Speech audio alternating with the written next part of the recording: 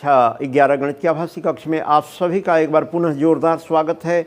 हम लोग पैराबोला यानी परवलय का अध्ययन कर रहे हैं। इसमें विभिन्न तथ्यों का अध्ययन कर रहे हैं। एक तथ्य यह है कि परवलय का प्राचलिक समीकरण यानी पैरामीट्रिक इक्वेशन ऑफ पैराबोला क्या होगा। तो बच्चों बार बार ये प्रश्न आता है कि परामितीय समीकरण या प्राचलिक समीकरण क्या है। तो इसके विषय में ये बताया गया है गणित में कि जब किसी चर को, जैसे यहाँ चर क्या है, इस पैराबोला में चर एक डिपेंडेंट एक इंडिपेंडेंट स्वतंत्र चर और परतंत्र चर एक्स और वाई दिए गए हैं। इन चरों को आप अगर किसी अन्य चर के रूप में, वेरिएबल के रूप में एक्सप्रेस कर दें, जैसे थीटा के रूप में, टी के रूप में, फाई के रूप में, तो वेरिएबल बदल जाएगा। तो जब ऐसा बदला जाता है इस एक्स और वाई को, तो वो पैरामीट्रिक इक्वेशन के रूप में जाने जाते हैं। तो आइए इसको हल करते हैं, इसको देखते हैं कि क्या होगा पैरामीट्रिक इक्वेशन। माना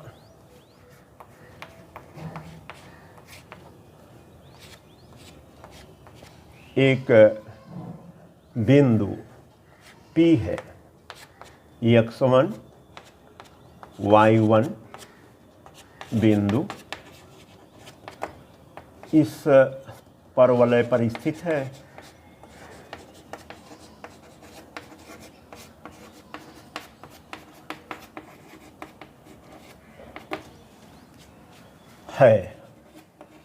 जब प्यारे बच्चों यह इस पर स्थित होगा तो इसको संतुष्ट करेगा। x के स्थान पर x1, y के स्थान पर y1 रखा जाएगा। तो रखते हैं। अतः y1 square is equal to 4ax1, ये इक्वेशन 1 होगा। अब पैरामीट्रिक इक्वेशन निकालने के लिए आपको ऐसे मान को इस पे रखना होगा, सोचना होगा कि y का हम क्या मान रख दें, x का क्या मान रख दें जो बायां पक्ष बराबर दायां पक्ष कर दे, अर्थात संतुष्ट कर जाए। तो रख करके देखते हैं। यदि यह आप रखते हैं x1 बराबर a/t स्क्वायर और y1 बराबर 2at, तो आप रख कर देख लीजिए। y1 के स्थान पर 2at का होल स्क्वायर 4a और राइट हैंड साइड में x1 रखेंगे तो 2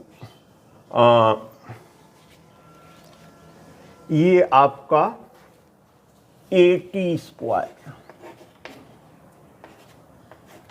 अब आप देखिए, इसको आप खोलेंगे अगर तो प्रसार करेंगे तो 4a square T square, 4a square T square यह प्राप्त हो गया। इसका मतलब अतः यह संतुष्ट कर रहा है। अतः समीकरण संतुष्ट हुआ।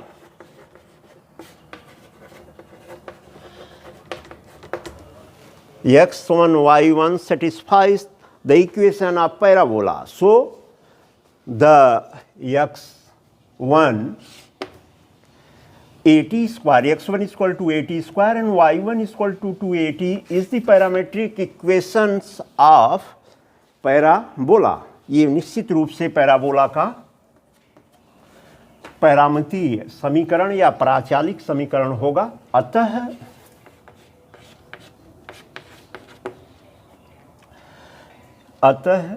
x बराबर a/t स्क्वायर और y बराबर 2at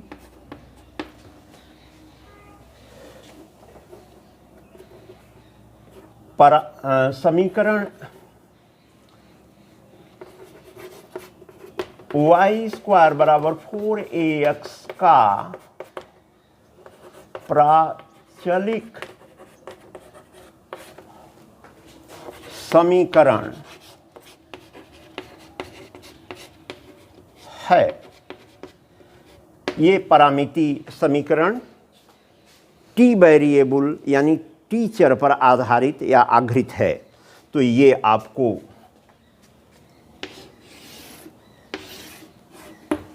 परामिति समीकरण ज्ञात हो गए। अब आते हैं दूसरे टॉपिक पर कि परवलय के सापेक्ष किसी बिंदु की स्थिति को कैसे निर्धारित करेंगे।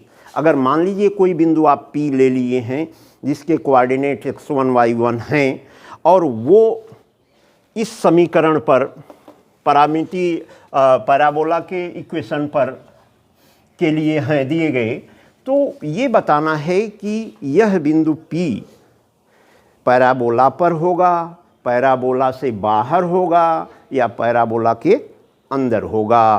तो देखते हैं तीन स्थितियों में। माना प्रमाणिक समीकरण स्टैंडर्ड इक्वेशन ये दिया गया है y² बराबर 4ax। बिंदु एक बिंदु P x1 y1 या xy, तो x1 y1 की स्थिति ज्ञात करनी है। कहाँ है ये देखना है। तो समीकरण ये जो पहला समीकरण, इसको आप स्टैंडर्ड इक्वेशन ऑफ पैराबोला लिए हैं, सपोजिशन आपने किया है, तो उसमें ये मान यह बिंदु कहाँ होगा। तो पहली स्थिति, यदि y1 square difference for x1 is greater than 0, this means what. इसका मतलब क्या है? इसका मतलब ये है कि यह मान धनात्मक है, पॉजिटिव वैल्यू डिलीवरी हो रही है, ये पॉजिटिव हो गया। ऐसी स्थिति में बिंदु P x1 y1 बाहर होगा, पैराबोला से क्षेत्र से बाहर होगा, इस पर नहीं होगा, इससे बाहर हो जाएगा। और दूसरी कंडीशन में देखते हैं, यदि ये इक्वेशन इस तरह से होगा कि y1 square difference for x1 is equal to 0, this means what. इसका मतलब ये है कि ये x1 y1 इस समीकरण को संतुष्ट कर गया, सेटिस्फाई कर गया। इसका मतलब है कि यह बिंदु इसी पर अवस्थित है, सिचुएटेड है। तो संतुष्ट, समीकरण को संतुष्ट कर गया, इसलिए बिंदु बताया गया है कि इस दशा में x1 y1 परवलय एक पर स्थित होगा। तीसरा कंडीशन प्यारे बच्चों, यदि y1 square difference for x1 is less than 0, that means it deliver negative value, यह नकारात्मक मान देगा, मीन्स नेगेटिव वैल्यू। इसका मतलब होगा कि बिंदु P x1 y1 अंदर है, परवलय से के अंदर है।